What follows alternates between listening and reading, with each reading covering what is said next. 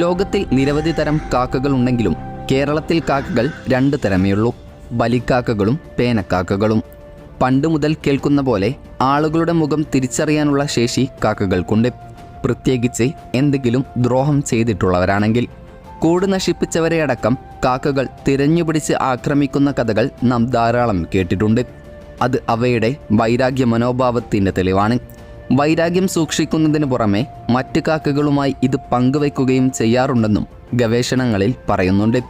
അതുകൊണ്ടാണ് ചില സമയങ്ങളിൽ കാക്കകൾ കൂട്ടത്തോടെ ആക്രമണം നടത്തുന്നത്. കൂടാതെ കൂട്ടത്തിലൊരു കാക്ക ചത്താൽ മറ്റു കാക്കകൾ ചുറ്റും കൂടി വലിയ ശബ്ദത്തിൽ ഒച്ചയുണ്ടാക്കാറുണ്ട്. അപകടത്തെക്കുറിച്ച് മനസ്സിലാക്കാനാണ് ഇത്തരത്തിൽ ചത്ത കാക്കയ്ക്ക് ചുറ്റും കൂടി നിൽക്കുന്നതത്രേ. കപ്പൽ സഞ്ചാരങ്ങൾ ആരംഭിച്ചതോടെ ഭൂഖണ്ഡങ്ങൾ കടന്ന് എല്ലായിടങ്ങളിലും കാക്ക സ്പീഷീസുകൾ എത്തുകയായിരുന്നു. ഏതും തിന്ന് അതിജീവിക്കാനുള്ള കഴിവും